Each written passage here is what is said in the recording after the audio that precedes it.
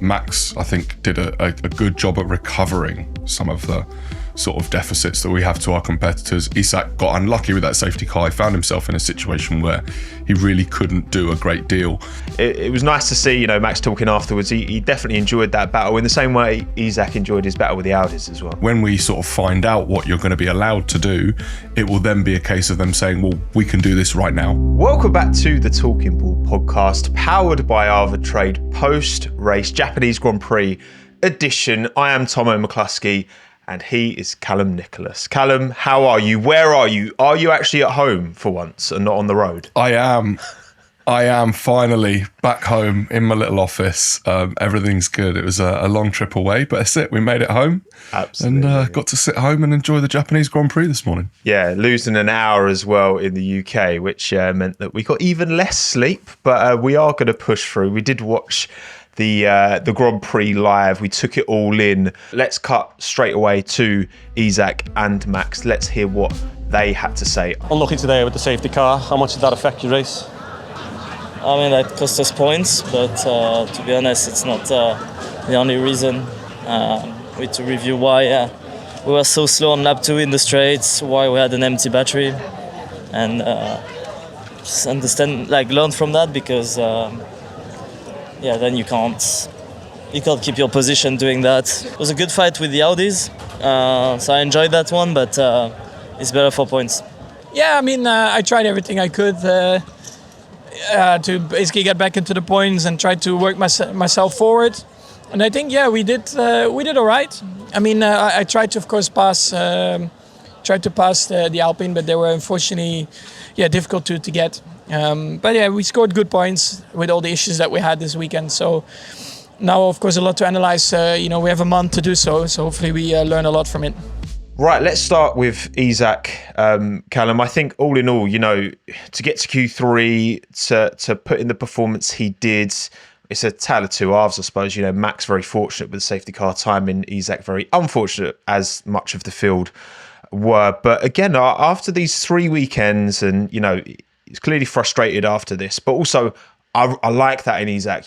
He's not satisfied. He's not, happy to accept anything less than top tier, and I think it's another strong performance for him, even though he didn't quite make it into the points. Yeah, I mean, look, super unlucky with the safety car. You win some, you lose some in that sense. It's one of those things we know already from Isack's personality. He's always going to be his own biggest critic, right? I think we have to accept that the performance of the car is not where we want it. Max, I think, did a good job at recovering some of the sort of deficits that we have to our competitors. Isack got unlucky with that safety car. He found himself in a situation where he really couldn't do a great deal. And that's how it is, I think, this is an important break for us. I think as a team, this is an important break for us, right? Going into this sort of 3-4 week break before we go to Miami, it gives everyone the chance to regroup. And I think he'll say that for himself as well. It's an opportunity for him to regroup and just look forward to the next one and see how we can get on. Yeah, I think correlating these batteries in the simulator feels to me like a particularly important thing that all of the teams, because the amount of times Isack mentioned it, on lap 2, he had an empty battery and wasn't really too sure why. We've seen many drivers from basically every team, every power unit provider, talk about this issue of not having the battery they expect to have, and come back to this. We've talked about this a lot this year, of the predictability of these cars. I think a lot of drivers are finding themselves down on power, down on performance for whatever reason, or up on performance, as we saw from Oscar when he hit the wall in Australia, having all of a sudden all this power that he wasn't expecting. That seems to me to be the biggest. In the same way that the 22 regulations, it was the porpoising was this thing that was an unknown and very hard to carry over to the sim. And it feels like from a battery management point of view, that seems key. And as you say, having this big break now in April, hopefully that gives all of the teams, but particularly Red Bull, of course, an opportunity to improve on the correlation there. Yeah, I mean that's always the key word, isn't it? That correlation between what you understand in the factory and what transpires on the circuit. But it's not just us. We saw George today get absolutely mugged by Charles Leclerc. When he just out of nowhere didn't have the power expected. So this is a problem for everyone. Like I said, this gap between now and Miami, I think it's going to be absolutely key for trying to figure some of these things out and make sure that we get there, because you look at the layout of Miami circuit, it's that straight. You can't afford to get it wrong there, right? Absolutely not. And of course as well, Max, I've got to talk about his little battle with Pierre. We didn't get enough full screen of that battle. I felt like it was too much dedicated to the little screen. Pierre put up a great fight and fair play, held the position over Max, and it was nice to see, Max talking afterwards. He definitely enjoyed that battle in the same way Isack enjoyed his battle with the Audis as well. Yeah, for sure. I like to see him. I liked seeing Max give Pierre a little bit of a wave, just as he managed to pass him on the line. Because of this big break now, does that change much, Cal, in terms of the pack down in Suzuka? Everyone going back to their factories. The team going back to Milton Keynes. In terms of those debriefs, will the teams typically spend a little bit more time out there? Like how would you, if you were working within the team, how would that change compared to if we were going to Bahrain and Saudi, for example? Look, the first thing to say is I have no idea what we're doing with air freight. Right, so obviously traditionally at this point of the season, air freight would not come home to the UK. It would have gone straight on to Bahrain, Saudi, and the team would have come home, but the freight wouldn't. I don't know from the team's perspective if the plan is to now bring it home. Perhaps we can be enlightened on that at some point this week. But like I said, this is that opportunity. And I think from a mechanics point of view, it's the kind of week where you can expect someone might call you up and say, oh, look, can you do a few extra days in the factory this week? We're working on this, or we need some help looking at this, or we can run a test car on the dyno. We've got some hours left, or anything like that. And a lot of these things are restricted in terms of what you can and can't do. But, this will be seen as an opportunity for everyone to just try and help make a little bit of progress. So it'll be different for everyone. Engineers, they will be straight back into it. I used to like giving all of our engineers quite a bit of grief, on their Hollywood flights and all of this. But to be fair to them, they just don't get the days off that mechanics and technicians get in between races. GP and his team and the strategy lot, they will be back straight into the factory and they'll be working on it. And like you say, we've got this long period now where they can really get stuck into stuff and use the time to really make things proper, make them right. And of course as well, we've got the Adduo, additional development upgrade opportunities timeline coming up. I believe they're going to move it forwards, or the plan is to move it forward to after Miami, which is the whole, if your engine is more than 2% down relative to the benchmark, which of course is Mercedes at the moment. That will be interesting as well. I wonder how much of this time will be dedicated, assuming that we get an upgrade for the Red Bull Ford powertrain. How much, obviously, Cal, during your time at the team, engines were your kind of forte as such. So what can you tell us? How can, because we've seen some explanations out there, but I'd love to hear from the horse's mouth. What I will say in terms of on the engineering and design side, I had very little to nothing to do with engines. I was very much, delivered an engine and parts, and it was very much like, yeah, build that, get that built. I guess it will kind of depend on what Red Bull powertrains have lined up already. Okay, so there will be areas of that PU that they would say, well, this is an area of development. This is what we want to look at. This is our priority. And I guess, when we sort of find out what you're going to be allowed to do, it will then be a case of them saying, well, we can do this right now. We're ready to go. The testing's done.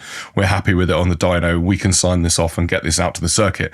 So it will be a case of prioritizing A, what's going to give you the most benefit, but B, what's ready to go and that you're happy and comfortable with. That makes sense. And I guess as well, it's a decision for Laurent and Pierre and the internal team to kind of weigh up, where the deficits are, right? Because obviously the power units right now are key, and we're always going to benefit from getting a little bit more performance out of our engine and battery.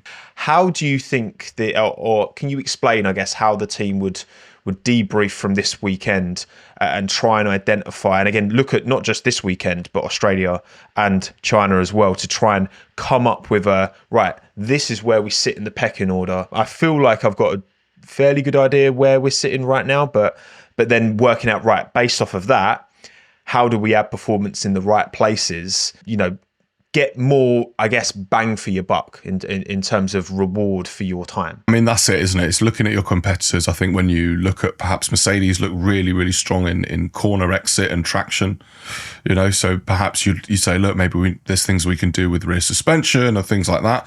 And Max has always have this sort of, not complaint necessarily, but Max's big thing is about having good mid-corner rotation, right? And I think it's about weighing up what the data says is your weakest point, or weighing up what the data says you could improve the most in comparison to your competitors, but also taking into account what makes the drivers feel more comfortable, right? Confidence in the car can't always necessarily be quantified, through data. It's, this is where you rely on your drivers to say, look, this is the feel I need to have that confidence. And actually, Lewis spoke about it early on in this week, right? Lewis spoke about it early on in practice that he had no confidence in the car.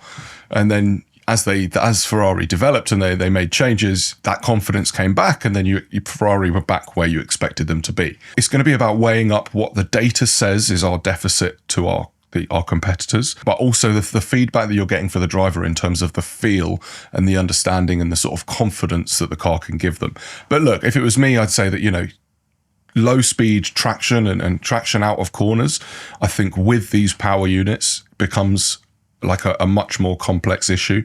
And that if you don't have good traction, obviously your deployment and all the other things then sort of follow on, and it becomes a bit of a vicious cycle.